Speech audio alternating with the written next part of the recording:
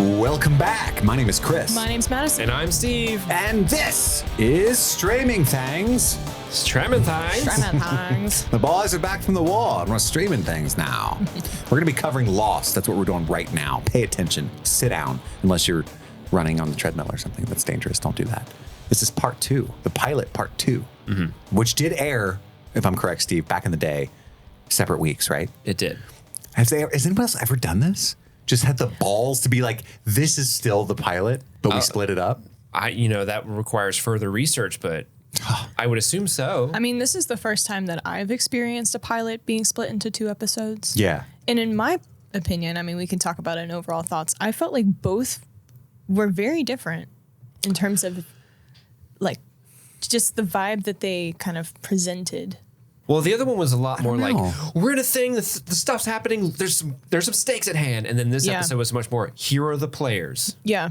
We've waved our arms on the side of the highway and you have pulled over and now we're introducing ourselves to you. Hello, sir. I would like a ride, please. What a lovely metaphor. It's very exactly what I was thinking. Yeah. I love it.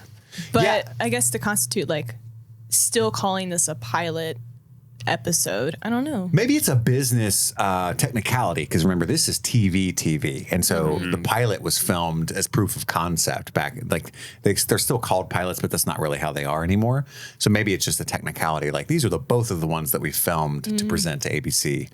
Like a criteria of a pilot has to be these things. And if I guess this episode fell into that category, maybe? Maybe. Or maybe they just had them both to present to the studio as like proof of what the show was going to be like before it got greenlit completely.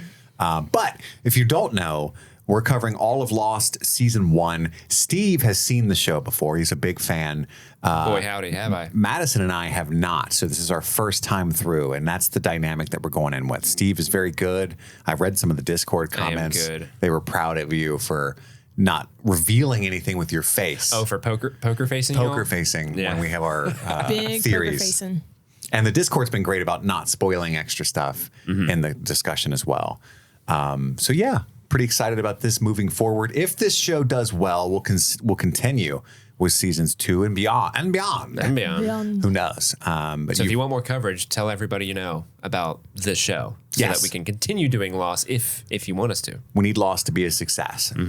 So Madison, before we get in, and for new listeners, we do a play-by-play full recap of each episode, and we've got some segments at the end. We'll do what we call Beach Please. Beach Please. And Steve takes that over with some extra trivia and tidbits about the episode. Then we've got Mile High Club moments, where we'll talk about our 3 favorite moments of the episode. And then we'll go into a segment we call Passenger Princess, which is our Streamy Award for the favorite performance of the episode. We'll each give our nomination for that. And then finally, we'll cap it all off with Lost and Found, where we kind of recap and enumerate, keep a tab upon all of the mysteries that have been either solved or yet to be solved that are going on in the show. So that's what we're going to be doing throughout. But Madison, I want to touch base with you. We've seen the first episode. We've seen the second episode. We have. How are you feeling about Lost so far? Are you regretting joining us on this 25 episode journey? Man. Or are you like, actually, I fucking like this show? So prior to starting the show, I knew what Lost was only through like very limited. Yeah. Like I would hear people reference Lost. But I really didn't have a clear context of what it was. And I have to say I went into this with some idea of what it was or what I was to expect. And it has completely expunged all of my thoughts and opinions. Like we are so far away from what I thought this show was going to be. And it's only the second episode. So to go into my overall thoughts with episode 2 in particular, I mean, I'm hooked in. I'm very enticed by these characters. I feel like we're already getting into some twist and turn territory, especially with how they presented some of the characters in episode 1 to where we are learning about them in episode 2.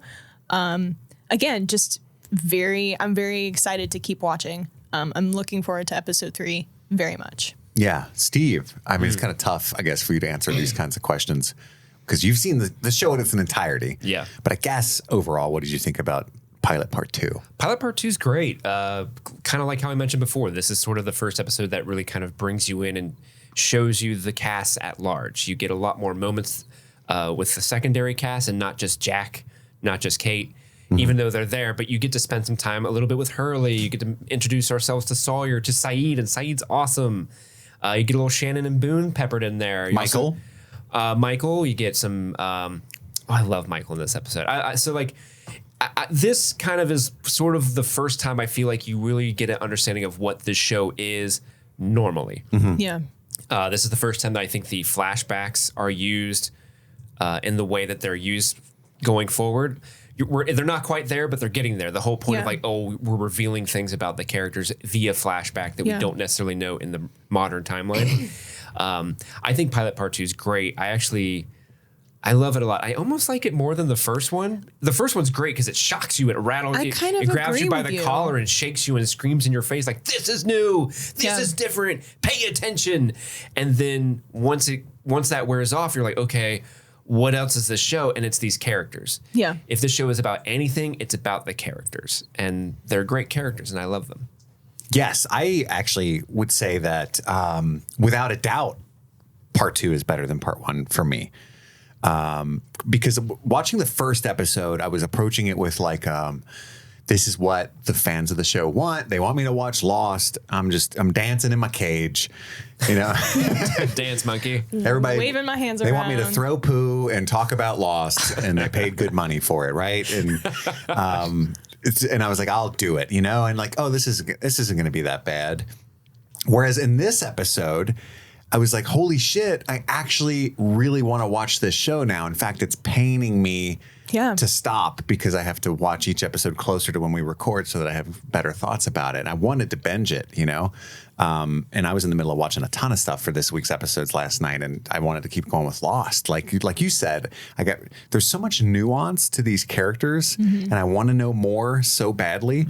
In fact, I can pinpoint the moment where I fell in love with the show already.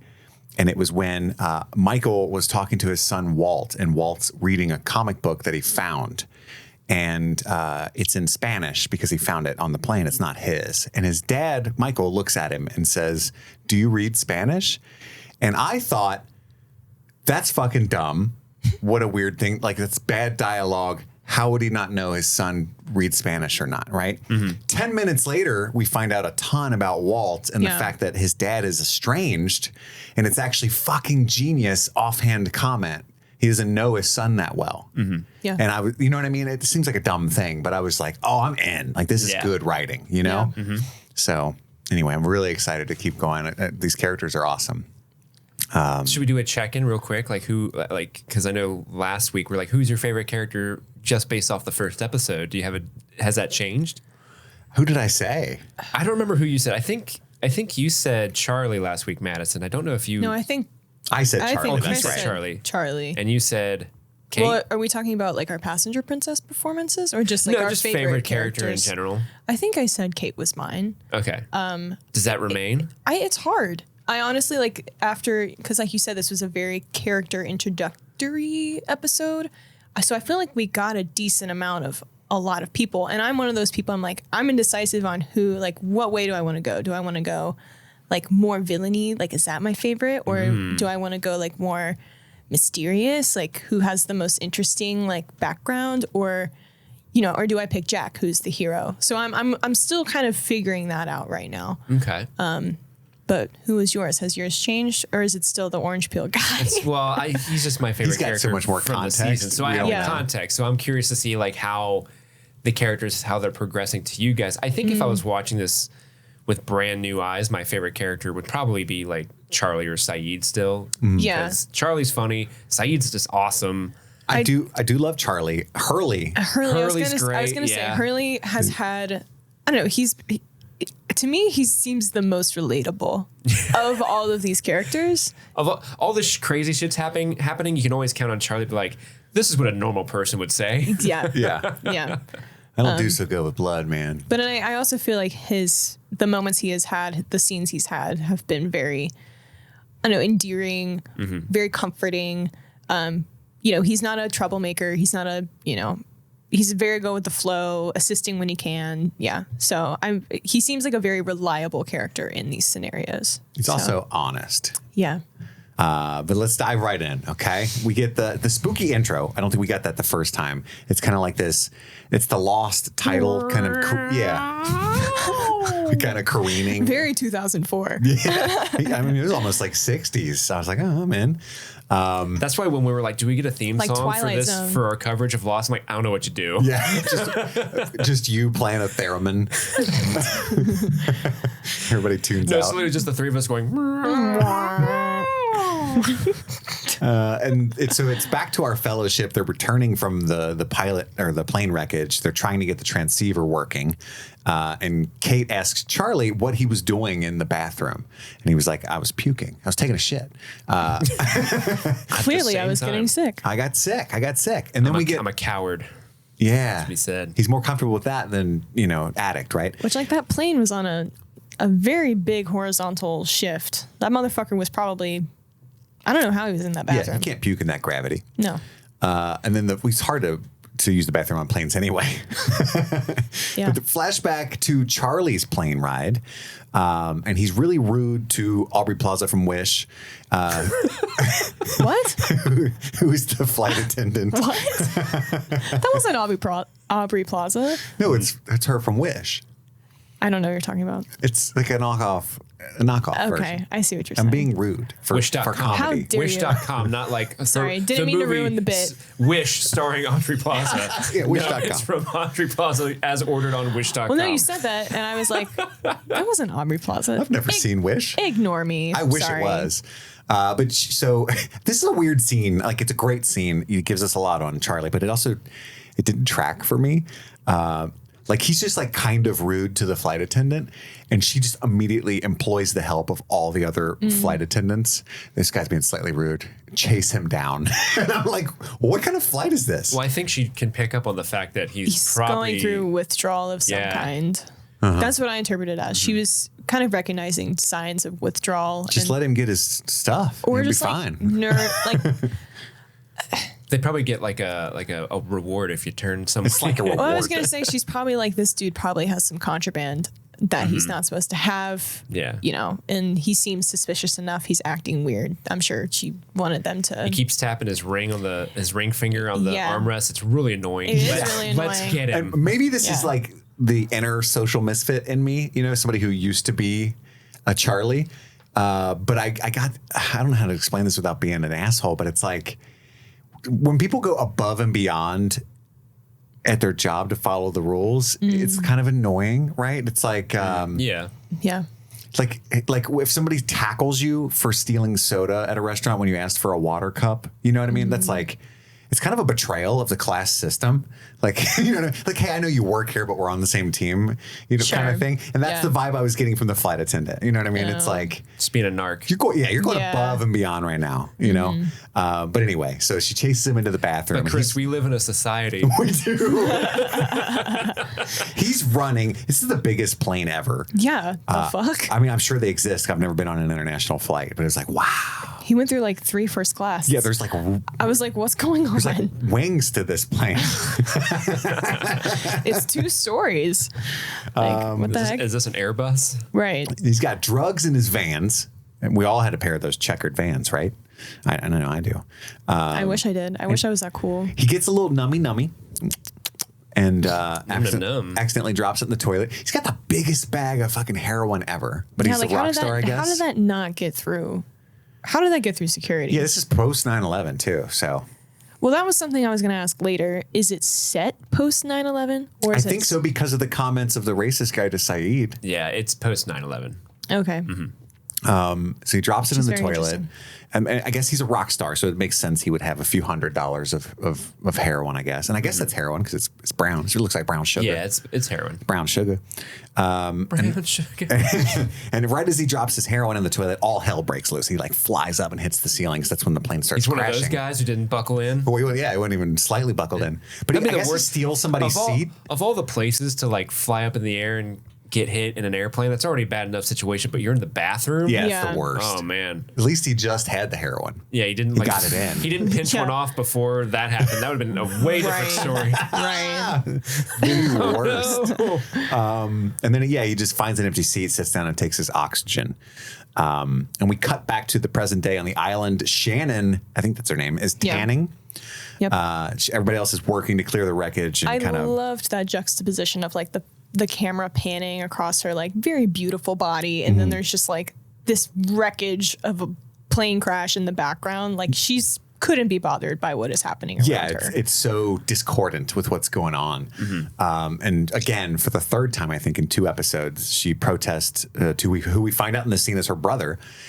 They're coming. Which, I'm sorry, You weren't getting brother vibes? no, No? no. I was going to say that, but I didn't want to be weird. I literally was like, they're fucking.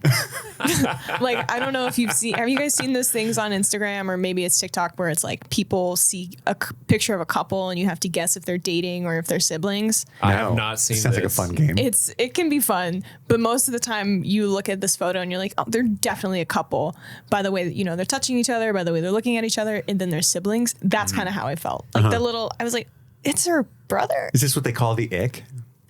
I mean, to some degree. But I just was like, I feel like they didn't paint that picture as clear as they could Or have. maybe they did. We don't know. Maybe.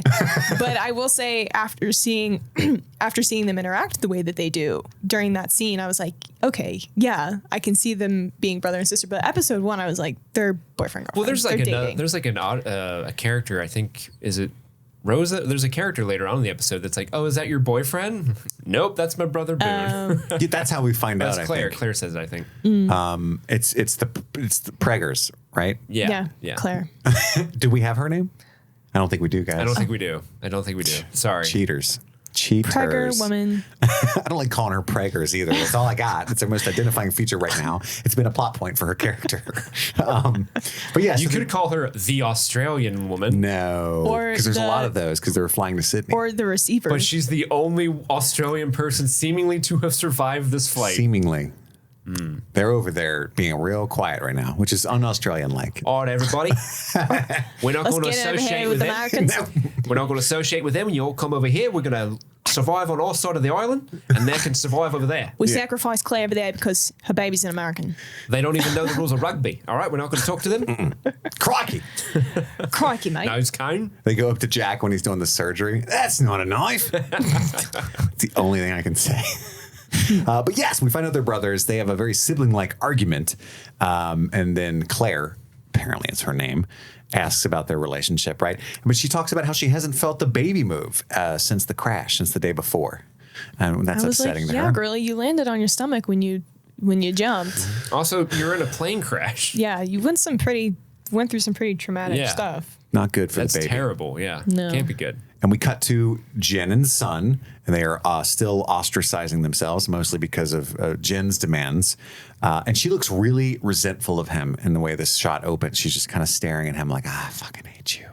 And then Michael comes looking for his son, and he's trying to talk to them, but they apparently don't speak English, or they speak very little. And she responds in Korean very earnestly, and he's just like, okay, I'm just going to leave. But it's interesting. She like looks at her husband for this sense of permission, I guess, Yes. before she speaks to Michael, which to me, the husband has been very weird from the beginning. So part of me, I'm theorizing that they do speak English, and he's like telling them that we're not think going so, to too. we're not going to speak English because we want them to like leave us alone. Right. But the husband seems very territorial over the wife and very controlling. Yeah, and there's this moment where she seems to earnestly wants to help Michael in the moment. And Jen uses this moment to kind of chastise her and say, "Hey, button up your top button because Yeah. it's hot out." She has a button undone. She's and he's exposing her whoa, collarbone. Don't talk to that other man with your collarbone exposed, you Right. hussy. Yeah. You And- whore. And she buttons it up, and Michael kind of he doesn't speak the language, but he's like, "Ooh, Yeah. I'm just gonna go. Yeah. Sorry." What a douche.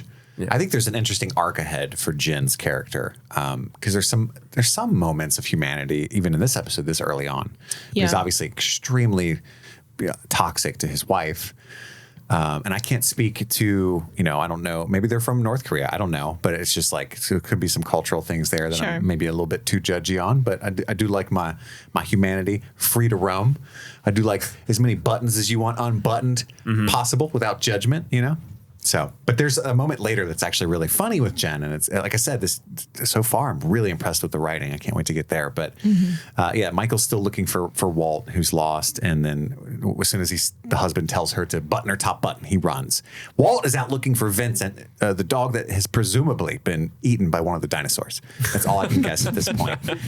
And then he finds handcuffs, and I thought the moment was a little over dramatic because they're just handcuffs. Could have been somebody's kinky stuff from their suitcase, but the camera really wanted you to be like, oh my God. I thought it was going to be a dead body or something. Yeah, right? Like a more traumatic thing. It's worse than a dead body. It's cops. It's cuffs. It's cops. God, even on the island. No, but in my notes I have, who's 50 Shades of Grey in it on the beach right now? Why is that spooky? Because the music, everything was kind of discordant. But Michael chastises him. There's a criminal on the beach, you guys. Dun, dun, dun. They're in handcuffs, and now they're not, and it could be anybody. Could be. It could be Vincent. Hurley.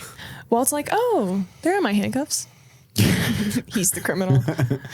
And Michael chastises him. I told you to stay on the beach. And he's like, hey, I was looking for Vincent. And then it's Michael's reaction to the handcuffs that it was like, that's a little silly. Yeah, he looks around. Oh, my God. Oh, shit. We cut to Saeed, who's in a fist fight with somebody. And it's the smoky guy, the racist dude, as I call him. And then there's a really funny moment. I thought this was silly. And again, this is before where I really got sucked into all these characters. So Saeed and the redneck are fighting, right? And it's a big tussle. We don't know why yet. It's very dramatic. Everybody starts like Jack and everybody starts to show up like, whoa, what's going on? But right in the middle of the chaos and at the most inappropriate time imaginable, Michael goes, I found handcuffs. And I was like, fucking why? Give it a beat, bro. See, you thought that was funny? Use them. I thought it was funny when Kate literally just screams, stop! Yeah, she's got that power. Yeah, and I just was like, LOL, okay. We'll stop now. Everybody shush. You shut up. You know how it is when you get chastised, though. You're like, okay. I found handcuffs. It's so random. Like if I was just punching Steve, he's punching me. What? And Madison runs in and goes, the blue crayons are my favorite. Like, I guess that would stop. I mean, honestly, if that happened, I would stop and be like, wait, the blue ones? The blue? No. You're wrong. Hold on, Chris. What is this we're talking about? Blue? I feel like you have one of those like 72 crayon boxes and your favorite's like cerulean. Yeah, it's Colonial Puce. Come on. Everyone loves Colonial Puce. Is that a real color? It is. It's like a green. Colonial. Do you color a lot? No. Years ago, I found that name of a color and thought it was the funniest color name ever. Every crayon box you would open it and try and find that crayon. The Colonial Puce. Where's Colonial Puce? I'd start a band and call it Colonial Puce. That's a good name for a band. TM it. Trademark. Let's Get 2 tickets to Colonial Puce. I'm in the pit. Open up the pit. But some people are not going to be cut of pit cloth, and they won't. They'll be in the balcony at Colonial Puce. Oh, maybe Colonial Puce is like a burgundy. Oh, it's Maybe more. I was wrong. You could let us astray. More red? Yeah. Crimson? You're cut off, bud. I'm so sorry. But anyway, You guys stopped fighting, so it worked. It worked. We stopped talking about Lost. It was that effective of a closer. Same there. But yeah, I thought it was bold of them to be so honest about the treatment of Saeed. Yeah. And this is post 9/11. He's basically started a fist fight with Saeed because he's a brown person, right? Essentially. And like, hey, you caused the plane to crash. And the guy sitting next to you is dead. Oh, that's real suspicious. Like, Yeah. 3/4 of the plane's dead. What the fuck are you talking about? And then they start tying in the handcuffs portion. The redneck guy does, and saying, well, you were in the back. You never got up once. Your hands were hidden, whatever.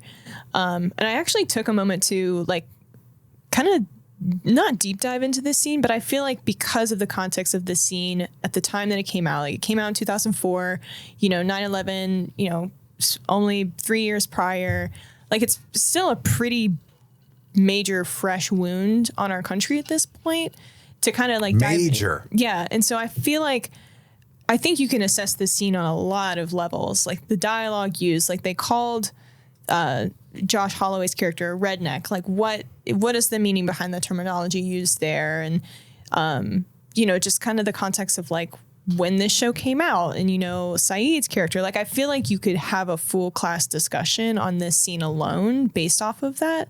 And I think it's just it really just boils down to really good writing for it. But I wanted to acknowledge that because I think this scene in particular was I'm curious, you know, was there any hesitation to put this scene in the show because of the heavy context? How raw it was. Yeah. Yeah, I was really excited by the inclusion of this scene on here. And then later we find out Saeed's an Iraqi soldier, which is even more. I mean, this is the height of our tension the second time with Iraq. And I mean, I was like, wow. You know what I mean? Yeah. I don't have any context for how the show was received at that time. But this is a pilot, you know? So I was like, people cool. love this show. So, Yeah. But anyway, the fight kind of, after we find out what's going on, everything kind of simmers down a little bit, right? And then he says, my transceiver's broke. Anybody help with the transceiver? And it's the guy that the redneck is being mean to that knows how to fix the transceiver. Saeed knows how to fix it, right? And then he calls my dude Lardo because he's just being an asshole to everybody. That's what he says to Hurley, the redneck guy. And then Saeed needs time to fix the radio. I think that he just looks at it and he's like, I think the battery's fine. I can smell that the battery's okay. Yeah. But I'm gonna have to, it's lithium ion, I think. Yes. But I'm gonna need a few minutes to open this baby up and see what's going on. And interestingly enough, Jack does not tell Boone about the monsters. So only Jack, Kate, and Charlie know like there's a monster out there that ate the pilot. And kind of. I thought that, and I don't mean to jump around, but I'm glad you say that because they don't tell anybody about that stuff, right? Mm-hmm. And later, when Kate says she has to go for a hike, and Jack's busy doing the surgery, so he can't go, and he's really scared for her, she starts like letting all these people join her on what she knows and is the only one that knows is an incredibly dangerous mission until Charlie joins. And I thought that was really weird that he was willing so casually to go back in there. I think he's high when he decides to go. I want to go for a walk. And Shannon's going, so he's like, I'm going with you. Yeah. Sure. But I was like, oh, that's really kind of dark of her to not warn them, right? But then after the incident, somebody casually mentions, oh, is this what killed the pilot? Boone says that. Yeah. And I'm like, oh, so they did tell everybody. Yeah. I'm confused. Well, I mean, in hindsight, now that we do know some things about Kate, is that her play? Like to have all these people around her with this. Oh, you think she might be a meanie? Well, that's what I mean. Like we're reaching a certain level of we don't know these people very well. And in contrast to the first episode where, you know, Kate seemed pretty innocent. She sewed drapes, guys. Yes. Yeah. So she's like a villain, you think? You think it's possible? Potentially. I mean, I wouldn't. You know how there's a rule in movies where nobody can have an iPhone if they turn out to be a villain? Mm-hmm. Yeah. You know, that's like a thing, like contractually. Is it a Nokia in this show? Well, I think the same bastards. Or a BlackBerry? She doesn't have the body of a villain. I don't think that's Out. You hit your face. I hate Get out. Bonk. Yeah, bonk. Horny jail. Get out. Contractually not okay. It's possible. I think there's more. We'll get to that in a second. But in terms of what you mean by like, how the fuck did Boone find out? Yeah, I mean, I don't know. I guess she must have told him. Or maybe Charlie was like loose lips.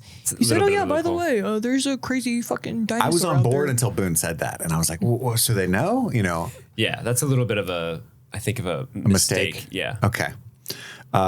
So where are we at? They're going off. It's not the hike yet, actually. We're talking about when Hurley goes to Saeed. Hurley joins Saeed, yeah. And they're both kind of like, he's like, what a jackass. Bonding over how much of a jackass the redneck guy is. And so it's kind of a fun conversation because he's like, hey, man, Hurley says to Saeed, I think you're okay. And Saeed's like, I think you're okay, too. And they shake on it. And Hurley asks him, you know, how do you know about all this, you know, electrical engineering stuff. And he's like, well, I was in military communications. I fought in the Gulf War. And he's like, oh, no way, dude. My friend he fought in the Gulf War. He was in the 72nd Airborne or whatever. Yeah, whatever. What division were you in? He's like, I was in the Republican Guard. Yeah. And Hurley's like, Yikes. oh, I don't know how to take that. Yeah. Yeah. Look at the ocean. Whew. Oh, my God. Whoo. Can you imagine? Of all the places to be. He said, is that Kate over there in the ocean? Hey, let me just watch her for a second. Just going to journey on over there. Yeah. Yeah. And the Republican Guard, for those who don't know, is the Iraqi military. Because I had to look it up. I'm not being offensive. Fought for Saddam Hussein. Yes, Saddam Hussein's military specifically. And then we cut to Kate bathing in the ocean. Major clickbait for the boys. To That's what I call it. Somber, beautiful music. Because it's like fucking gladiator epic. And it's just like panning up her body. And, oh, yeah. You know, one of those.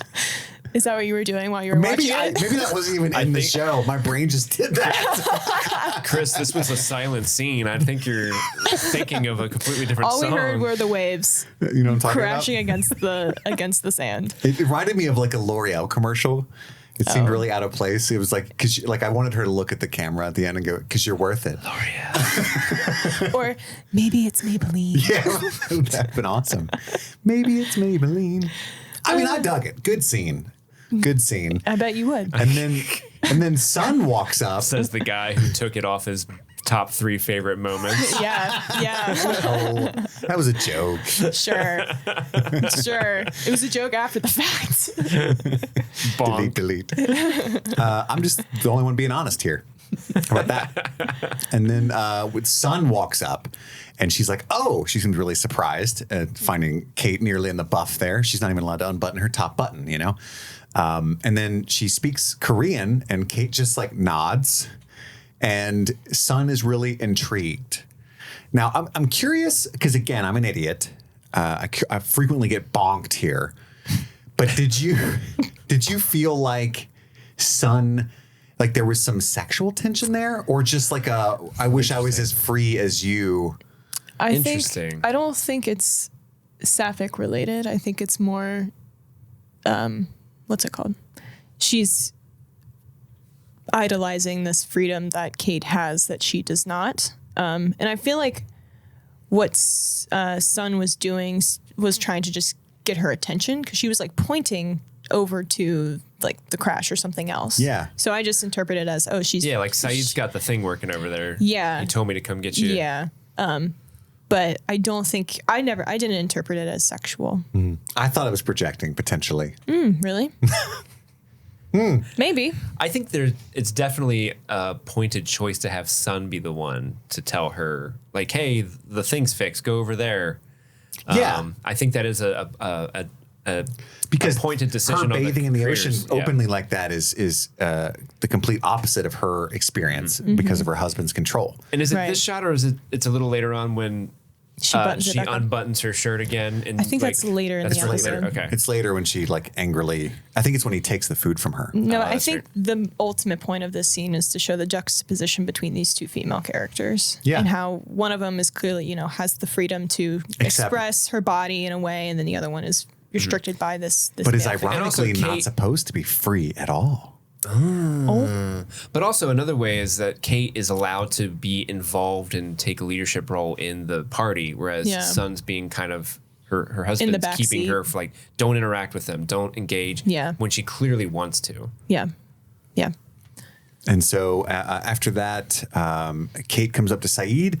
The radio is working, but not getting a signal. You remember those days, right? No bars. This is pre-LTE. Oh, this is Tuesday for me, baby. This is way before 4 and 5G. This was Tuesday for me. And then high ground is needed, much like Obi-Wan. yes. I almost said Anakin, and I was like, wow, he's the one that needed it. How do I phrase this joke? I heard you pause, and let me just step in and just say the name for him. Let me save him the embarrassment. But no, I love how, Saeed is like, we need to be strategic about using the batteries. I think getting a high ground is the most beneficial like way to use the batteries, and there's just like a pan of Kate's POV watching the fucking mountains as they get like higher. Oh, that's gonna be a long She's day. like, fuck, shit. He's like, we got to get high, and then Charlie popped up like, what? Right. Where are we going? I'm there. I'm in. And then the shrapnel guy is still just sitting there impaled. And I think is it Hurley? Kate comes up to Jack and tells her that she's going to go on this hike. He's worried about the monster, and she's the one that's kind of like, I thought you said leave the shrapnel in. Yeah. And he's like, that was yesterday. I thought it would be saved by now. There's so many ifs. Yeah. Yeah. If that stays in there much longer, he's definitely going to die. But if we take it out, there's a chance if everything goes right, he'll live. Yeah, if I can stop the bleeding and if I can find some antibiotics and so many. And if Mercury's in retrograde and in Gatorade, and if it doesn't rain for 72 hours. Right. And if the monster doesn't eat us by then. Yeah. I loved all of this scene until like he cares for Kate so much thing pops up because he's like, okay, I get it. You have to go. Well, listen. And this is his advice. I also cackled at this. Listen, okay? Tell me. If you run into one of those things, Yeah. run. Okay. Okay. The word. No I was shit. I was like, no shit, mansplainer. The fuck? What? Here's my advice. I really wish. Okay? I don't want to lose one of my babes. Okay, Travis. Babes. If I were to lose just one of these babes, I don't know what I'll do myself. But I don't know if it's just like they're really forcing the like Jack is the protector. the chemistry of these two characters. I'm sure eventually like forming a romantic relationship. But I'm like, you guys don't know each other at all, and you're expressing this dramatic sense of like Kate. worry. Yeah. I love you. Kate. I've only known you for 48 hours, maybe even But less. I feel like we're really gelling. Yeah. Remember that time you sewed up my wound? Yeah, it was yesterday. Like What good times. Yeah. What a meet cute. I just want to see those drapes. Bonk. No. No! She sewed them. Oh my gosh. Out. I would have loved if after he was like, run, it would have just cut to her and she's like, okay. Or she's like, no shit, Yeah. Sherlock. Duh. That would have been a great. I would have saved the scene Oh, for me. really? I should run and not really? just stand there like a helpless damsel? Right. Which, yeah. We cut back to Jen and Son, and they have some kind of snacks of some sort. Snack. He's like preparing Snack. portions. I think it's urchin. Huh? I think it's sea urchin because earlier they showed him like reaching in the ocean. Oh, that's and right. grabbing a sea urchin. Oh, I also was okay. wondering what it was. But okay. I didn't know either. Thank you for clearing that up. Everybody's turning it down, and I'm like, "What is it?" I thought it was like mandarin oranges. I was like, "Those are That's what it looked delicious." like, yeah, like- clementines. The response everyone's giving him is not warranted. Like, everyone's like, no, dude, that looks like shit. I'm not. I'm hungry. Hurley's like, I'm starving. hungry. I'm not that hungry. It looks like nothing. You love seafood, though. I do love You seafood. He got the Jerry Weintraub's clam show in L.A. You goddamn right. I got Jerry Weintraub's clam I mean, show. I do enjoy seafood as well, but like, I don't know if picking it straight off the Give it to beach me and raw. eating it. Give it to I me don't know weird. about that. What's a sea urchin? Like there's just spindly things that'll stab you on the yeah, coral. they're spindly. Those are scary. It hisses at you. sea Does it urchin. hiss? No. I'm out of the ocean. Oh yeah, that's definitely what he was handing him. He Yeah. just pulled up a picture of sea urchin prepared. Oh. Oh, and it's all orangey like that. Yeah, look at that. Oh. You see it? Oh no, you switched pictures to one with like a fried egg Oh, in it. whoops. There you go. Yeah. Okay. That's it right there, baby. I'm gonna get the camera so the YouTube people can see it. So she tries to get a snack. She tries to grab Yum, yum, one of the snack. sea urchins, and he like slaps her hand. And I guess his whole plan is to like he thinks he's on the show Survivor, and he's trying to form an alliance. He's trying to get an alliance. Yeah, he's like, we don't want to be voted off this island. No, you can't eat this, because it goes against his like isolated mentality. So the husband takes the food to Hurley, and Hurley's hilarious. He's like, "What's that, man? No, I don't want that at all. Bruh. Big ill, bro. Nah. Big ill. I'm starving, but not that hungry." Right. He's very offensive, right? And then this is when we get the scene where Walt's reading the comic book, except that it's in Spanish. And Oh, wait. This is the part where she unbuttons her shirt. Yeah, when he walks Yeah. away. she buttons the top he button walks back. away to like give the food to everybody, and she's like, "Fuck you." I'm a collarbone out. Hope somebody sees it. I'm scandalous right now. And then we find out that, we get little hints that Michael's been estranged from Walt in this scene. But also he says the most heinous thing you could ever say to a little boy who's just lost his dog. Yeah. I'll get you another dog when we get home. Hey, man, guess what? Fuck you. Get ready. We're getting another dog when we get home. And because I don't have any relationship with the dog you had, so it means nothing to me. Oh, he's mad at me now. Why is he so mad? I told him I'd get him another dog. Yeah, if something happened to Pippin and then the next day someone's like, hey, guess what, buddy? We're going to get another dog. Forget about Pippin. I'm like, I fucking hate you. Right. That's a Pippin terrible the thing dog to say. is the best. He will Yeah. live forever. Like I had a childhood dog. I don't think I'll ever have another dog again. And my cat that I have currently, once, 20 years from now, hopefully she lives forever. Maybe never. Yeah. Yeah. But I can never get another cat after her. At least Very the attached. day of, nobody's going to say that because they're No. not idiots. No. And then we cut to Charlie, who ran off to do some more heroin. And that's so Dopey much dope. heroin in that bag. Good for him because he's going to be stuck on the island for a while. But I always like when TV writers, as an addict, portray scenes in the most non-druggy way possible. Like they're just dumping it in their fucking hand and just like rough snorting it. Like, no, you have to be they're very meticulous. You don't want to waste any of it. And that guy is just, let me shove some of this brown sugar at my face and hopefully some gets in.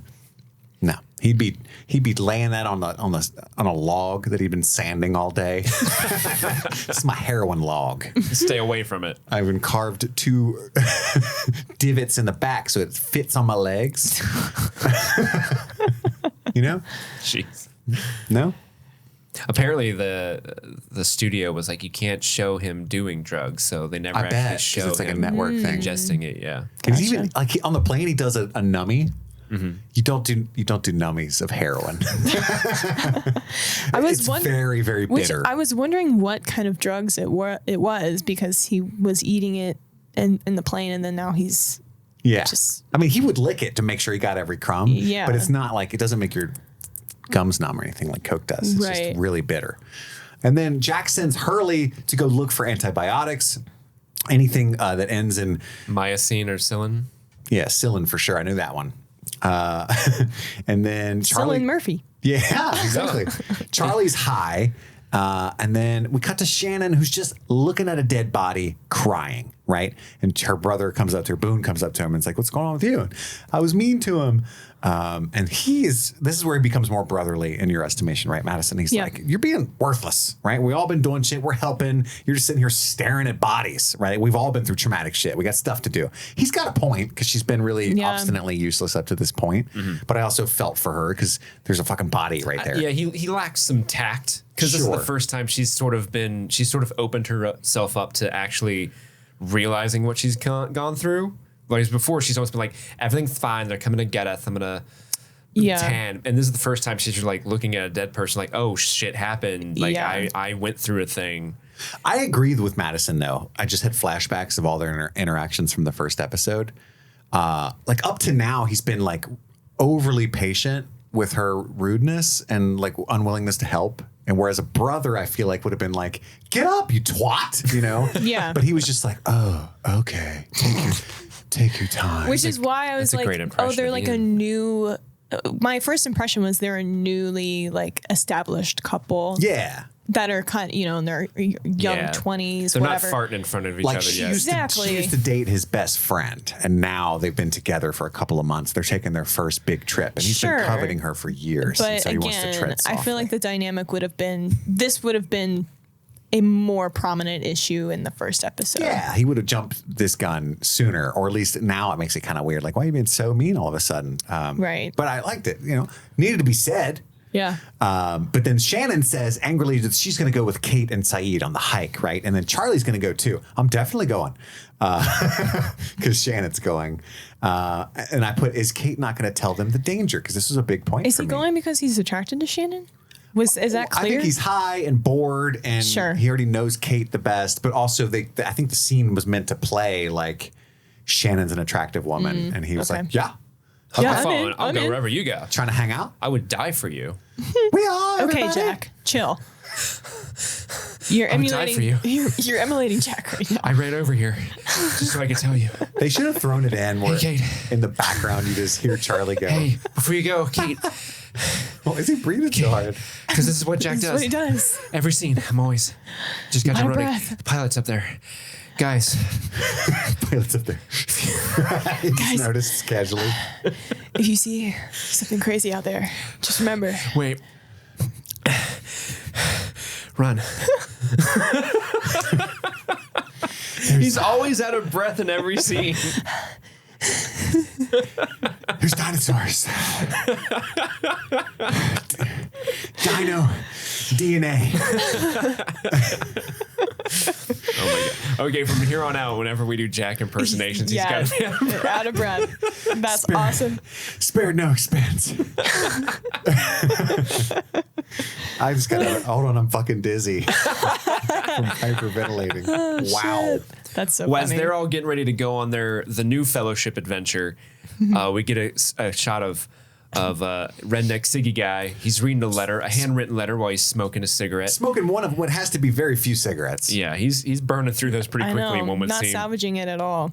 And I guess he has a change of heart depending on whatever's written in that letter. He has a change of heart, and he ends up running up to join the fellowship. And Kate's like, "Oh, you're ready to join us Yay. now?" And he says, "I'm a complex guy, sweetheart. Toots. Toots, babe." Not the toots. Well, you know who else is very complex? Kate. Well, other than Kate. I feel like all of them at this point. I mean, are they're very all pretty complex Our characters. patrons. Our patrons are very complex. Took me a Oh second my to pick it up. gosh. These are our super patrons Read them for the all month like of Jack. June. Hey, everybody. 25 minutes I just want to later. thank everybody who supports us, the show, streaming things. God, it's really great that you guys do that. Thank you so much. I want to thank out Chester Copperpot, Stan Valentino, Svento 7, oh God, Jaron Bowers, Jenny, A.K. Ashley Ray, Alan Tomlinson. Oh, thank you so much. Wendy O'Loughlin, Jason Hawkins, Trey Barrera, stand-up guy, Conrad, David Malfara, Kaylee Sampson, Rabid Dog in a Barbie car. You should probably get that checked out by a doctor. Good thing I am one. Jose Ruben Cruz Rodriguez. Thank you, Alexis Adler, Thomas Alexander. Thank you, Emmy, Joe Velez, Valerie, Aaron Layton. Thanks for the drapes. John Collins. Thanks, Amanda King. Sun Loving Mortal. Oh, the sun's too bright out. Thank you, Andrew Gray, Dinklage Morgoon. It's a family name. Thank you, Jen Robinson, Kate, Chloe Richardson, Kalisha Reeves, Kiki Newton, Kevin Strother, Jeanette Murphy, Casey McCain, and Enza. I want to sit down. That's how I feel after reading that list every time anyway. Now, that's either That was a good job. it's either ASMR for the listeners Are really fucking or annoying. they turned it off. Yeah, one or the other. If you would like to become a patron member and get your name read out, you can become so by going to patreon.com/streamingthings, where you can become a member at a variety of tiers, including the super patrons, where we get the shout out every month. Every Come episode. on. Extra content, after hours, bonus episodes. We love you for helping us have this show here. Thank you so much. Thank you. But yeah, then we cut to a montage, and then I wrote, "Dang, they climbing." Yeah. I have written, imagine them trying to come down, question mark? Yeah, can you no water, no food? It's not easy to do what they're doing. No. No. I would be instantly regretting that journey. Two of them have to help Shannon at all times. Yeah. Boone and Saeed are on Shannon duty. I would be Shannon for sure. 100% you would be Shannon. Pull me up, carry me. And then we get that really old school score. I thought it was interesting. I mean, this is again it was like new Hollywood cinema kind of orchestral stuff. I really dug it though. I'm into it. And then we cut to Michael sad. And Michael's sad. Michael's sad. Jack's searching for a blade. I'm looking for a blade. And then he didn't know how old his son was. He was like, he's 10, 9, 10. You know, 10. it's one 10. of those things.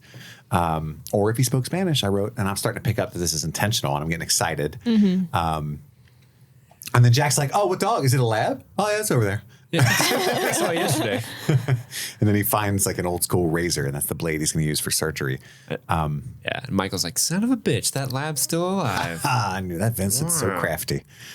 We cut to Orange Peel Scar Guy. He playing a game in the sand. He's got a little backgammon. He's not playing just any game. It's backgammon. Is That's all the these oldest facts about game in the backgammon world. real? It's 5,000 years old, my Older guy. than Jesus Christ. Older than Jesus Christ played backgammon, I bet. I didn't know backgammon was 5,000 years old. I didn't either. I don't think I've ever played a game. I didn't know backgammon. people know how to still play. played it. It's like one of those games on your computer that like back in the day it would come with that you're not going to click. You're going to go Minesweeper. You're going to go Solitaire.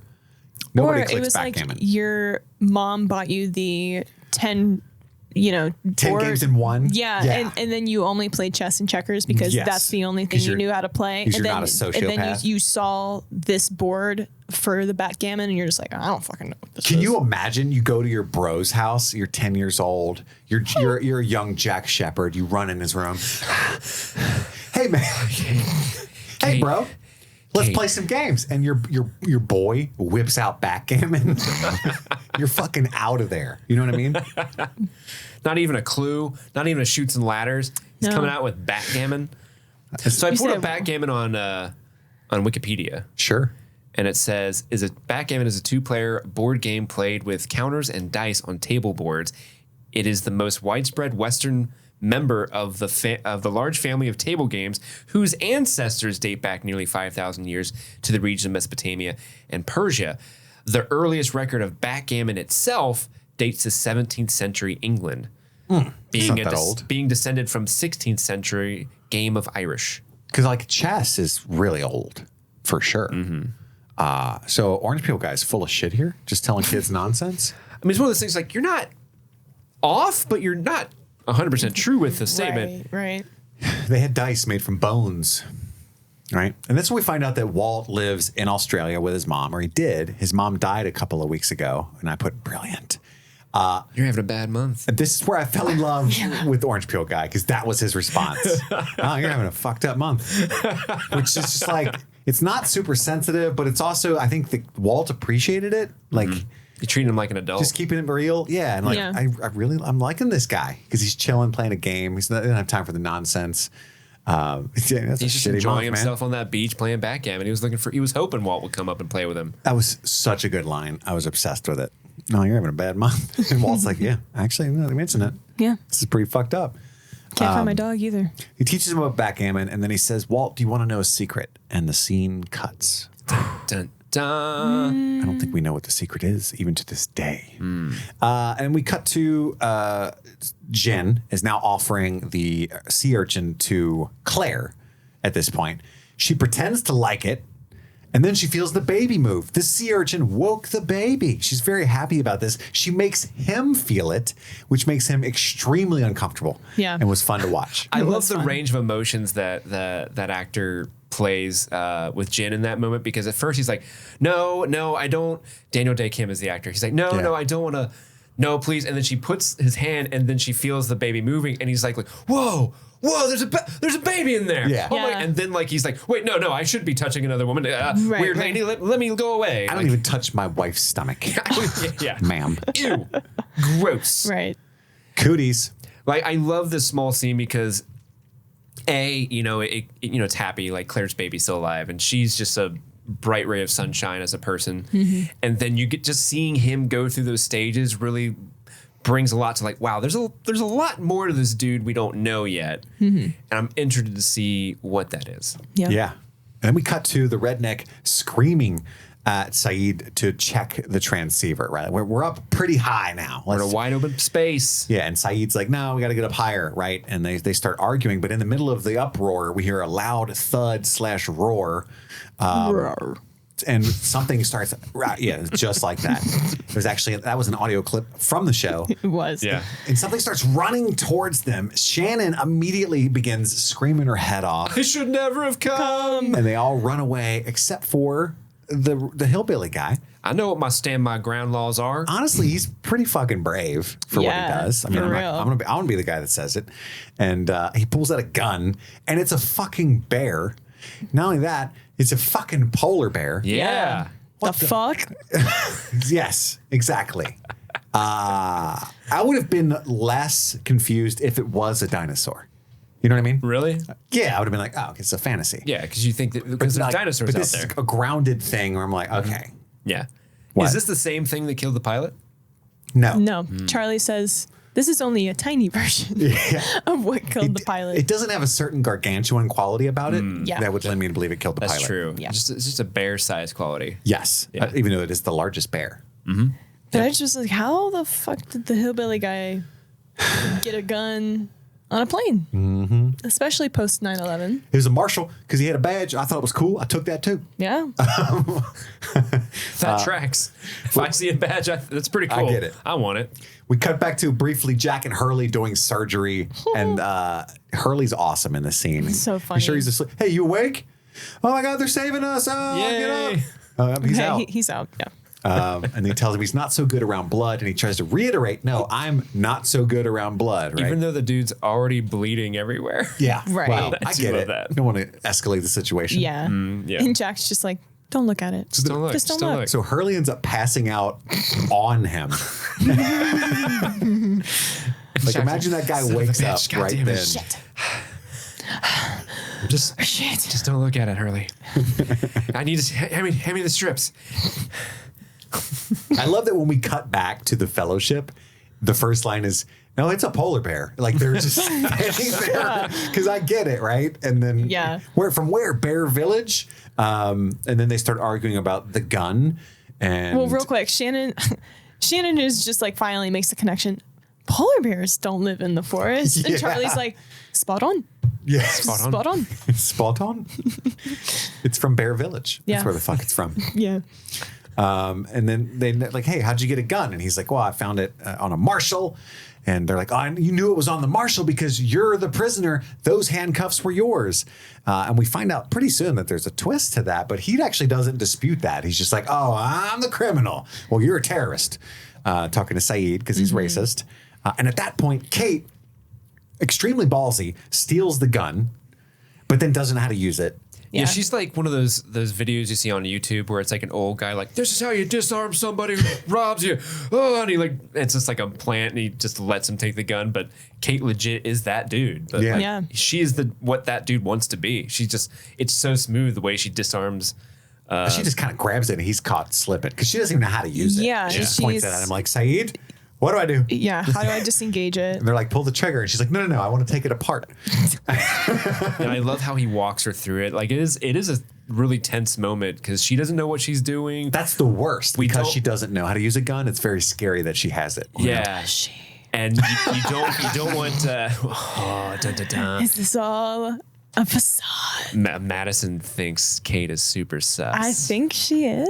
I'm not getting that vibe because the flashback that we get leads me to believe she's caught up in some stuff that perhaps she was framed for or misunderstood because the marshal's like, he's really cocky about it. Yeah. He's a dick, but he's like, "Hey, you never know. They might believe your story," you know, and which Yeah. that's the kind of line you say to somebody who is in fact Yeah. innocent. So she was the criminal in handcuffs on the plane being escorted by a marshal back into the Yes. States. Yes. Well, I kind of jumped ahead, but because we do get or as soon as I almost start to respect the hillbilly a little bit for like his bravery and maybe there's more to him, blah, blah, blah, blah. Then he looks at Kate and he's like, "I've been with girls like you. I know what you're about."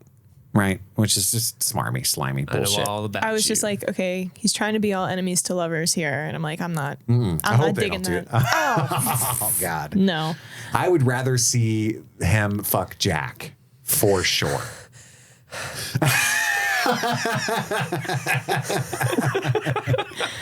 Honestly, yeah.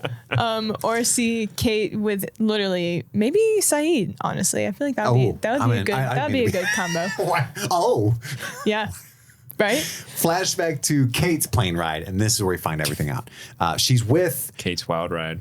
a douchebag dude who is a shrapnel guy, right? Yeah, that's another reveal later. Which That's why we she's don't been know- like, "Is he okay?" we don't know the shrapnel guy is him until they show his face When he after wakes up, yeah. Yeah. Which is interesting because that adds a dynamic of her being like, is he okay? Or Right. maybe we should just I kill sat him. next to him. Should we just, Which is why I think she's a little sussy sus. should we pull it out? I think we should pull it out. I can go think get he a should pillow. bleed We can out. put him out of his misery. Yeah, I think he should bleed out and die. And then, he says on the off chance they'll believe your story, there's tension there. And this is before I was taking these notes before I realized she was in cuffs. I'm an idiot. I was like, there's tension here.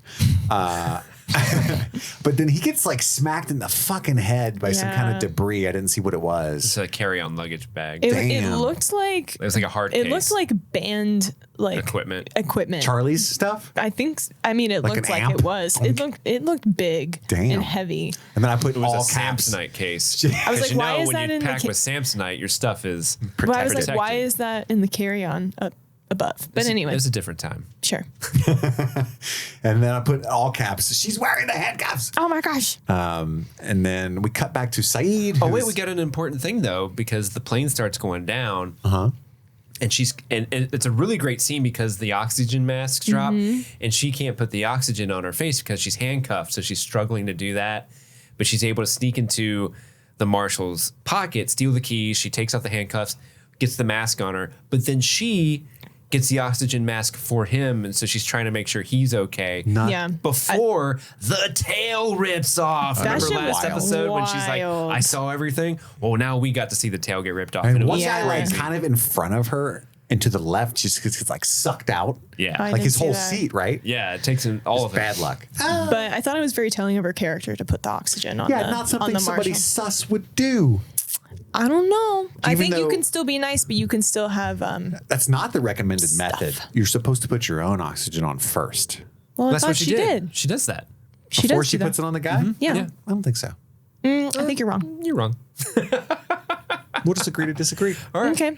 I mean, it's there. She does put it on. I think it comes off, and then she puts it on a second time. Because the scene ends before the tail Yeah. rips off. The last shot we get of them two is her putting it on for Yeah. sure. No, yeah, you're right in that she puts it on first. It comes off of her while she's putting it on him, and then she puts it back on. Okay. Way to walk it back, guys. You're welcome. Way to walk. Because you know I got Hulu on my laptop. I just watched this like an I hour know. ago. We got the receipts. It's there. I made Anyway. the note like, oh, she's doing the right thing. Yeah. She did. There's multitudes to Kate. Multitudes. Layers. But then back Like with an the onion. fellowship, Saeed says we should Like an keep ogre. going. I know. or parfait. Everybody loves parfaits. I thought we were quoting Shrek, guys. You guys We were. cowardly on me? No, That's a quote from Shrek? everybody, Parfaits? everybody loves parfait. It's donkey. Yeah. Oh. It's the same scene. Why can't we Sorry. be parfaits? Everybody loves parfaits. Yeah. Oh. Because he's telling him not to use onion as That the was an metaphor. unfortunate oversight on my part. I'm sorry. That's why you were looking at me so confused. Okay. Like I was talking about- parfaits, okay. Are we talking about McDonald's I was talking about desserts? Shrek, you weirdo. I know. So yeah, we cut back to who we find out right now is the actual marshal. The dude wakes up while Jack's doing surgery. Where is she? Again, So weird. much like the flight attendant, you're way too serious about your job, my guy. Where is she? I don't know what you're talking about, man. He went are full you Christian talking Bale about? Batman. Where's Rachel? Not like, what happened? Where are we? Where is she? Very weird. Saeed is incredible at math. Can we just talk about that? Yes. Yes. Wow. Yeah, holy shit. What he did in his head, I couldn't do with a It calculator. took me a while to even know what he was talking about. I knew what he was doing when he was like talking it out, but I was like, he's really gonna do that math in his head. No, That's he's not. That's, No, he's not. That's big. Yeah, so He so did they, it. so they get to the top of the mountain. They go to check the radio. They've got one bar of signal, but We they're got a getting, bar. they're getting feedback, so they can't send a What if message they had because there's found feedback. a bar? They'd start A bar? curling And it. it was Of just what? like, no, it was like Oh, like a Smoky Joe's. restaurant. Yeah. It's like, welcome to Smoky Joe's. My immediate We thought got a was bar. a What are you Willy drinking? Wonka chocolate bar with the golden ticket. Well, I love how we all went different bars with that. Different. I was like, Oompa Steve Loompas? started curling. You thought chocolate bar. And I thought Not just Alky chocolate bar. Willy Wonka, Oompa Specifically, Loompa yeah. chocolate bar. Yeah. Welcome to the watering hole. We got a nice sarsaparilla. Or they find a bar with Willy Wonka chocolate bars in it, and there's a gym right next door. They call it a mini mall. the three food court. But yes, But yeah, there's a transmission already being broadcast that's kind of interfering with theirs. So that's they why lock, there's feedback. Yeah. They lock into the signal and it's in French. And they're like, oh, who speaks French? But Shannon does. Do you think Shannon Enza speaks turned French. it off right then? Oh, she's like, oh, fuck this show. The French, I'm out. No, thank you. Because our wine is too rich for English belly. This is me, the French Ark. I have been abandoned on this island for very too long, approximately 16 years and several months. And I would French very much orc. like to. We have found a way to get the French Ark back onto this show. Madison is very confused because she does not know this character. I don't know anything what's going on. That's the French orc I love it. from the Rings of Power. For those of you who listen to our Rings of Power coverage, Yeah. you know The French Ark. 6,000 people are so happy right now. Let's be honest, 3,000. Some of those episodes popped off. Yeah, so they're speaking French and everybody's yelling. And Shannon supposedly speaks French, right? And there's a funny interaction because Boone's like, she's like, I don't speak French. She's like, you lived in Paris for a year. And she's like, I was partying, not studying. He's like, yeah, but you were talking to people. And it's like, it's a really funny, like tense argument. But it's also frustrating because you know that you should be listening to the message. And even as a viewer, you're like, shh. Yeah. You know. Especially when a redneck guy keeps popping off on him. It's like, dude, shut up. Definitely you shut the fuck up. You know what I mean? You don't Yeah. even know where France is, my guy. That's where we get the fries. That's where we got these cigarettes. That's where we get the fries. And it's, well, I think at this point in the show's history, it's their freedom Our fries. freedom fries, yeah. Yeah, forgot about that.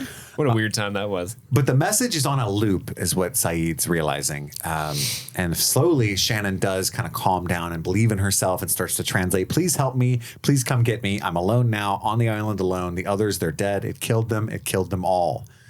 And then, which if that's not dark and foreboding enough, Saeed says, all right, I've been doing the math.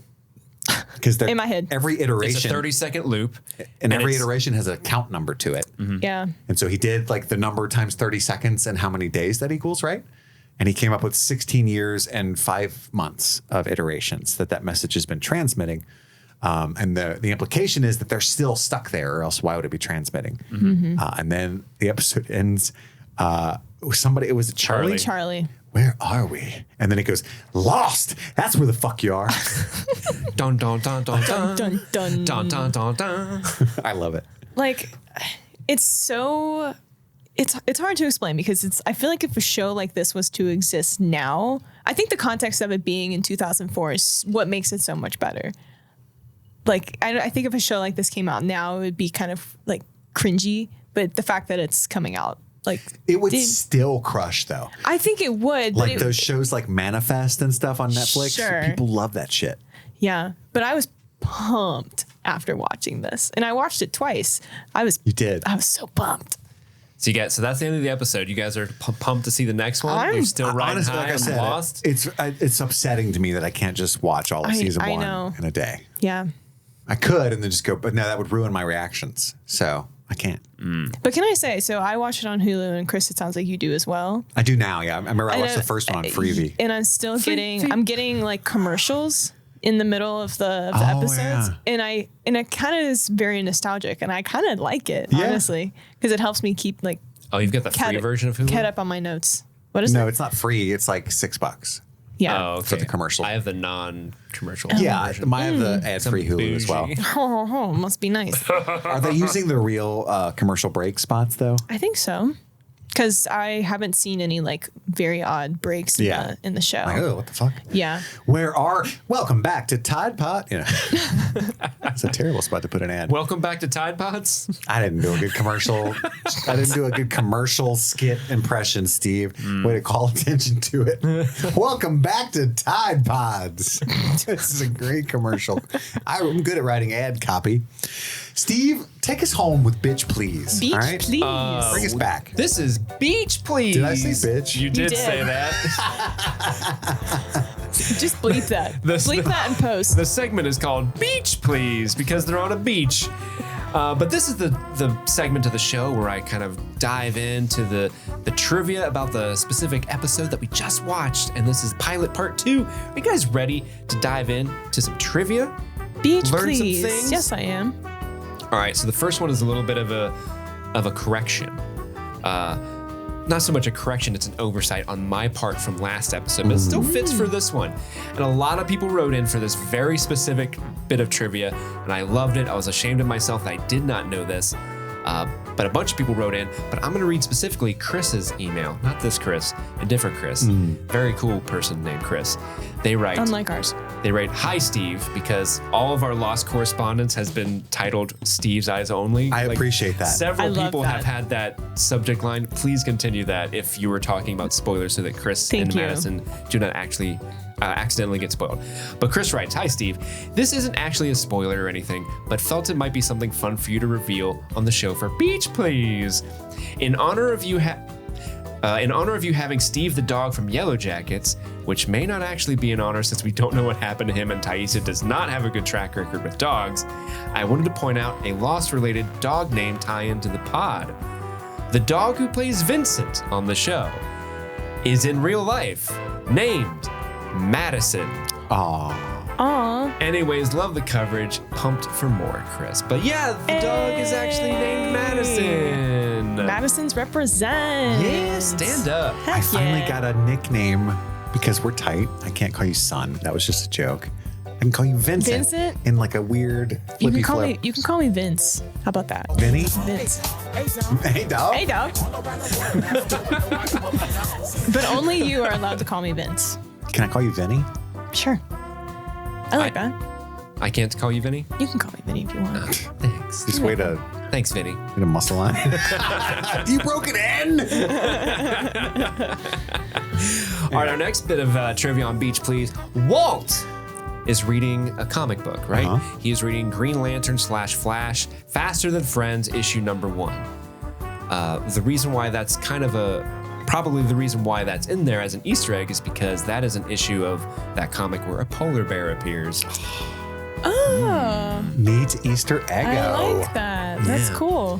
The case that hits the Marshall and busts him open, it's kind of a fun little behind the scenes. That case is actually made of rubber. It's not actually a hard case because why would you hit an actor Sure. with that? Yeah. But they had put like a bunch of breakable tubes in his hairline and hit it so that when the rubber case hits The him, he blood. can start bleeding immediately. That's great. So that's kind of a It fun was little- like shocking looking. yeah, it looked really good. Like Yeah. he just started gushing immediately. I was like, oh. The flashback on the plane with Kate and the fire marshal was actually Evangeline Lilly's first day of shooting for the show. She actually had a really bad issue because she's Canadian, so she needed to get an American working visa to work on the show in Hawaii. Oh. And apparently she had a lot of trouble getting her visa. So it actually made, when they were shooting the whole show, they had to push back all of the scenes involving Kate to be shot last because she could not fly down there because of this visa issue. And the day it was finally approved was the same day. They're like, here's your visa. She flew down to start filming that very same day. I thought you were gonna say they had to film her in a plane because it was like a neutral zone. It like wasn't an actual For like, international waters. waters. It didn't matter if she was on the beach. She was like in That's the air. terrible. Well, remember, all the plane scenes are on the same plane that they shot Soul Plane on. So Yeah. Yeah, And snakes on a plane. I made that up. that would be cool, though. that would be cool. That's what they get because Canada's All- notoriously hard All to get plane into. scenes are filmed on the same set. Just one plane for everybody to borrow. Yep. And there was another listener that wrote in with a bunch of stuff. Their name is Stefan. Stefan. Stefan. Let me know if I Same am Good one, Vinny. wavelength. if I'm pronouncing it incorrectly, Stefan or Steven. But they wrote a really, really long email. It was very, very great. A lot of great stuff in it. I kind of want to pull from more stuff of it later on. But they did write in a little bit because last week I said Lloyd Braun greenlit the pilot and it was so expensive he got fired. And apparently Stefan loves Lost so much that they have created a very long documentary series on YouTube. Wow. And I kind of checked out a little. I didn't have time this week to really deep dive into it. I'm going to do that this week. But I saw like the first couple minutes of the first episode. Really well produced. I'm going to link his series in the show notes if you guys want to check that out. It looks really great. But he wrote in kind of saying like, hey, the Lloyd Braun thing is a little bit of an urban legend. he didn't really get fired for greenlighting the show. The situation back then was much more complex. He left ABC, but he more or less quit himself and had nothing to do with the budget. Some article just claimed that he was fired for that many, many years ago, and because people repeated it again and again, people take it to be true. So yeah, it's not really true. Right. So I just wanted to point that out. They also had, like I said, a bunch of great stuff in there. I will link their documentary in the show notes for you guys, but I wanted to give them a shout out because I thought they sent in a very detailed and a chock full of information email that I appreciated. Awesome. Thank you. So that ends Beach Please. Beach Please. Now it's time for our Mile High Club moments, our top 3 favorite moments from the episode. Madison, a.k.a. Vinny, what's your number 3? I gotta say, like, there were a lot of moments in this one that I was very excited for, and it was very hard to pinpoint my top 3. But I landed on these 3.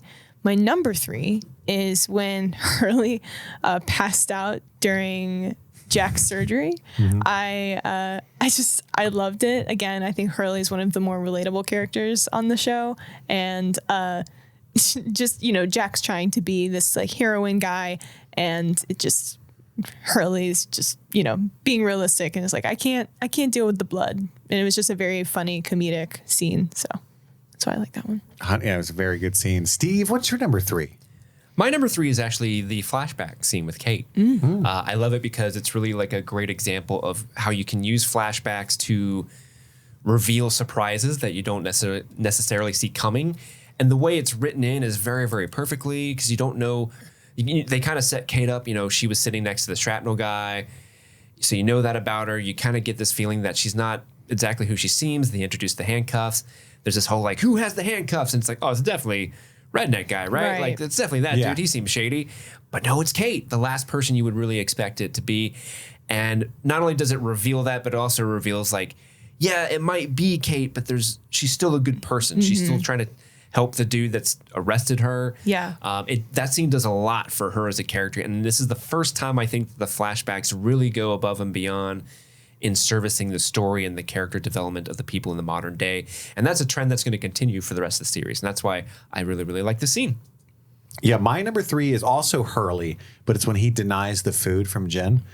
I just thought it's such a small moment, but his character really opened up in this episode among many others.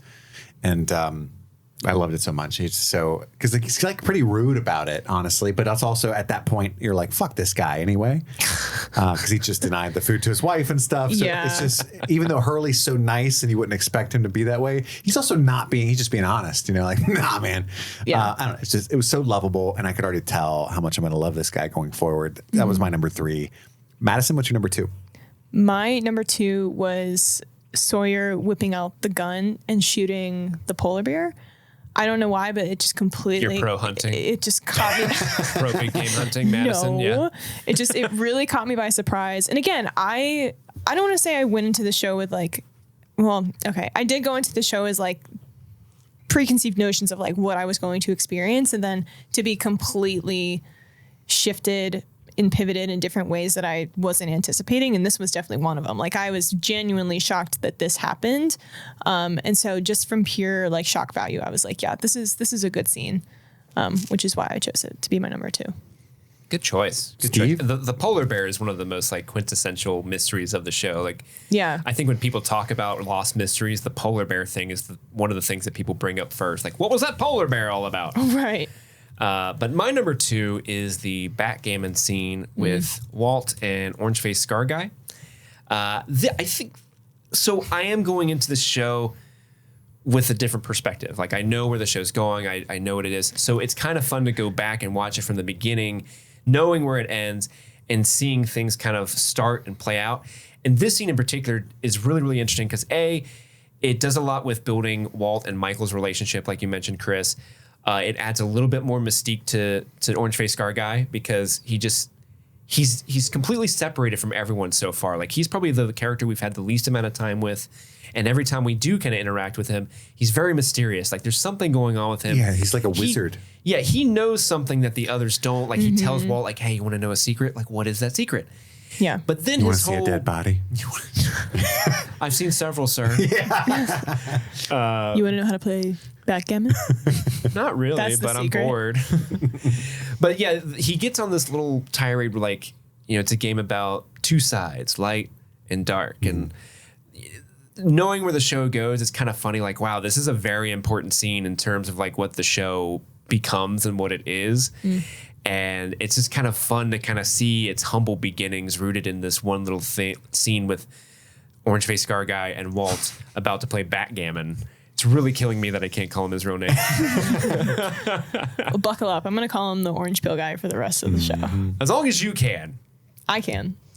My number 2 is also the polar bear scene. I think it was so many surprises all at once. Obviously, the fact that it's a fucking polar bear is wild, but also we didn't know the redneck guy had a gun, and everything escalated very quickly. And, you know, from a scene of them arguing as they've been doing all episode. So it's the first taste that I got of the bonkers shit that people say about Lost, right? Like, cause like monsters snatching somebody out of a plane, that's your run of the mill everyday horror, right? Like, creature feature type thing. You know, they're jumping the shark, normal stuff, but it's a polar bear in the jungle, Steve. The fuck? That's not where they go. And they're no. Global warming has really hurt this creature. Spot on. Spot on. Yeah, love that scene. Madison, what's your favorite moment of this excellent episode?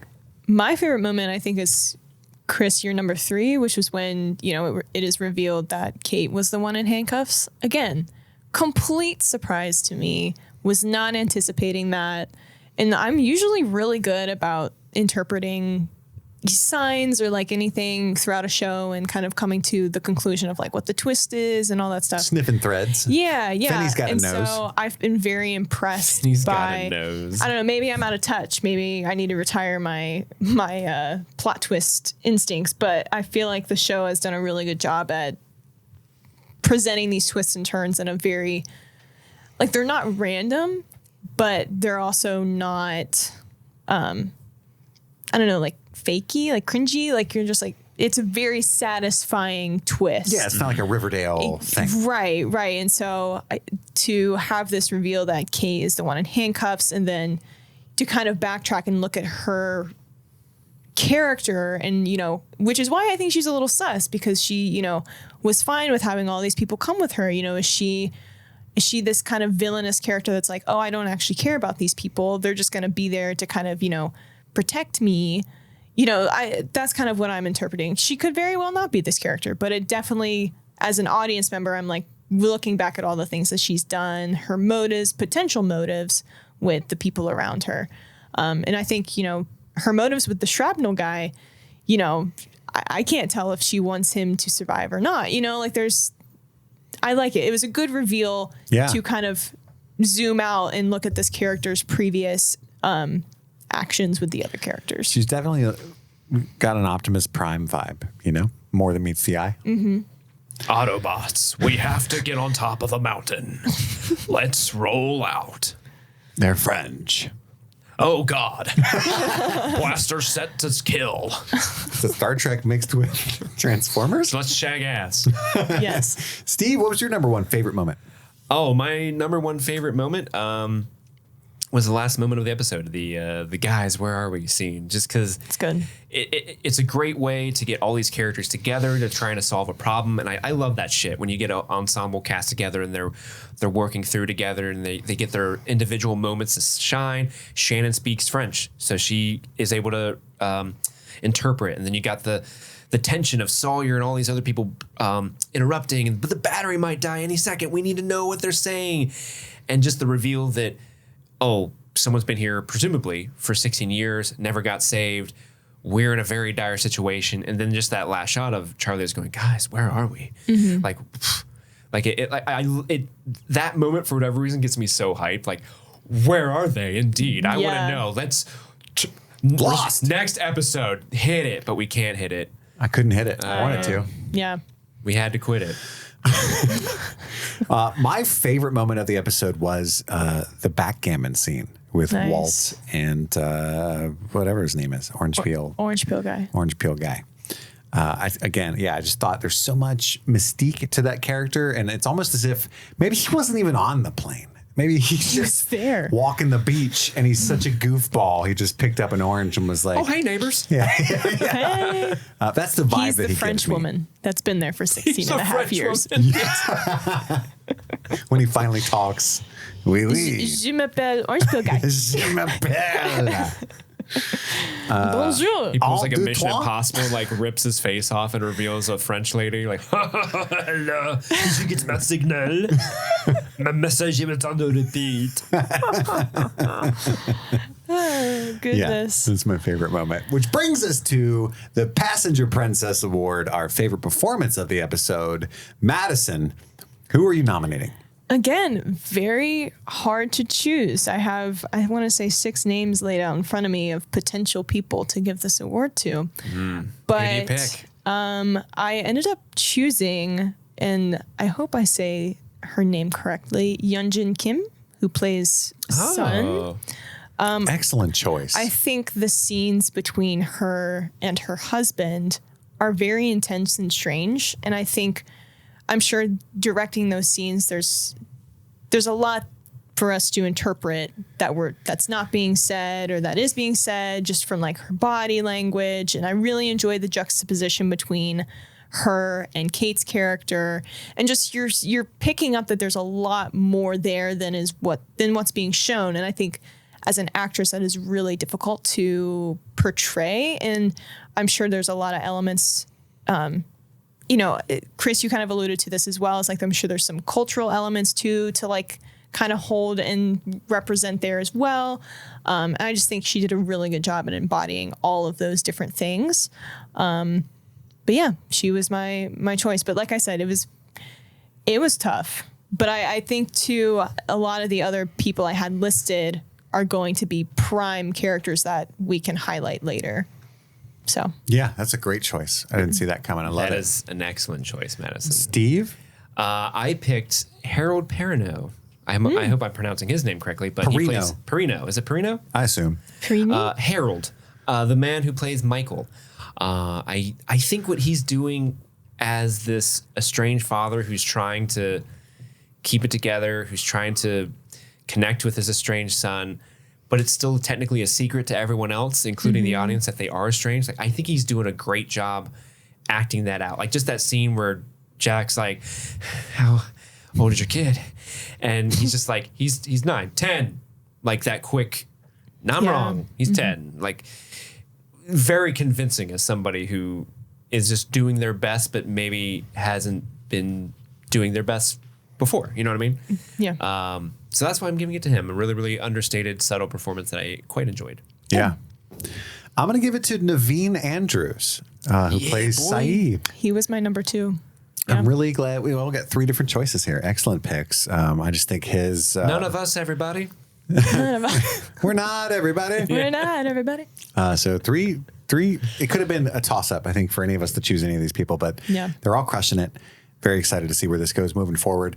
And let's cap it all off. Let's end things here with Lost and Found.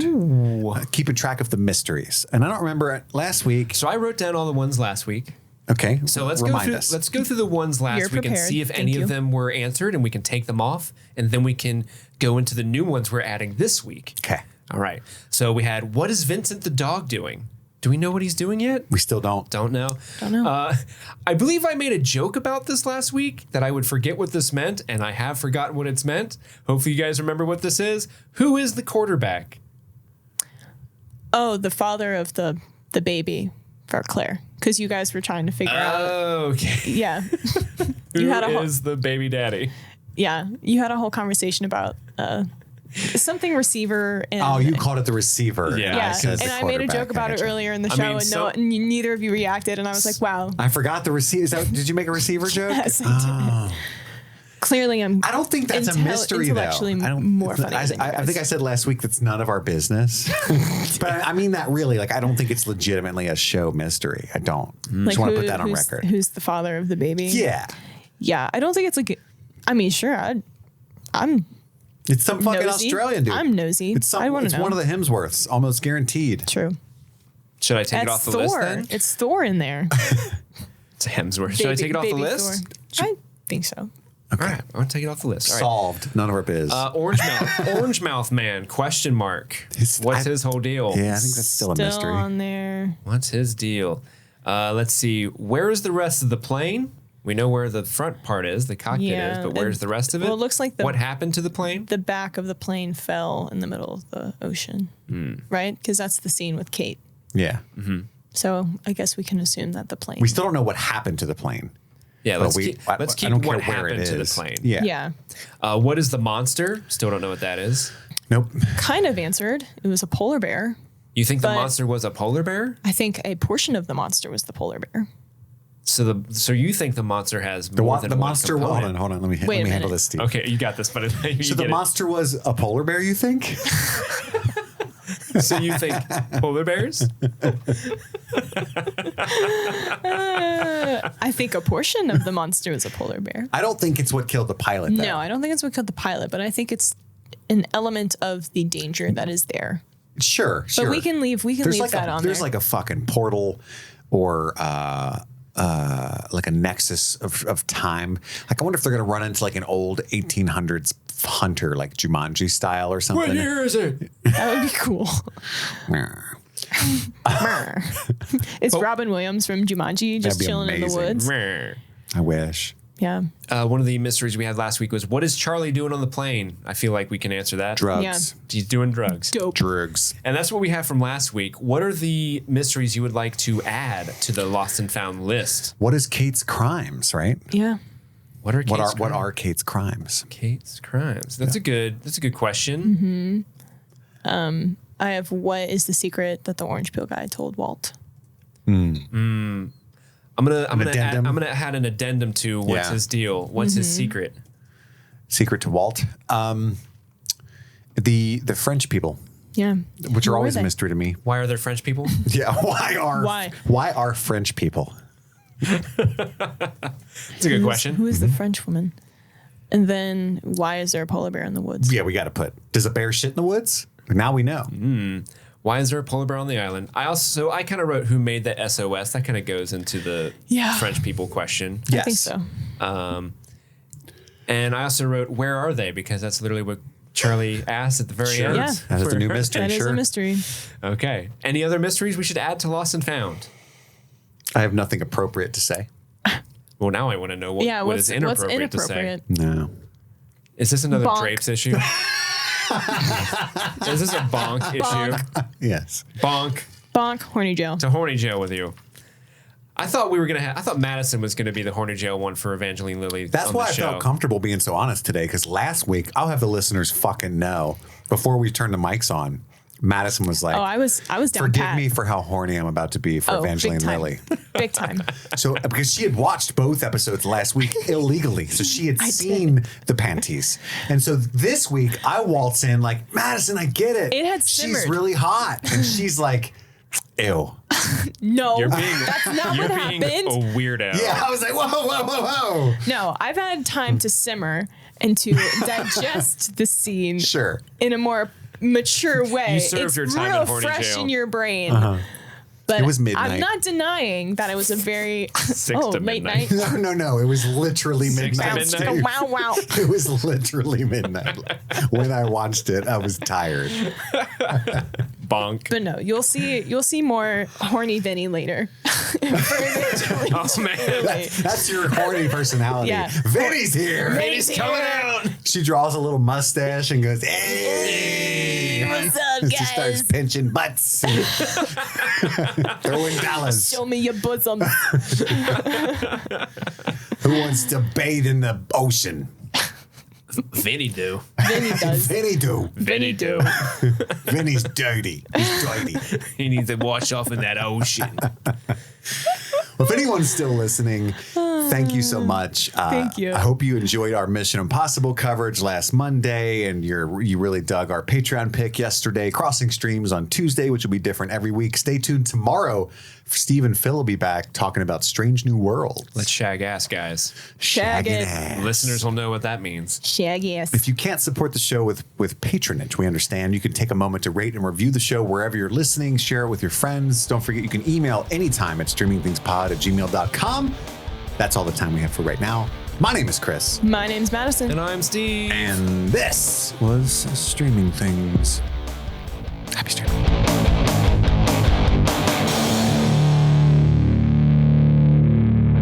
When you hit the mic, that sounded amazing. It sounded like the music was kicking in. Doing, ding, doing. You're welcome. It sounded like bass. I was like, fuck yeah, what, Steve got some new shit cooking? Oh, wait, that was Madison.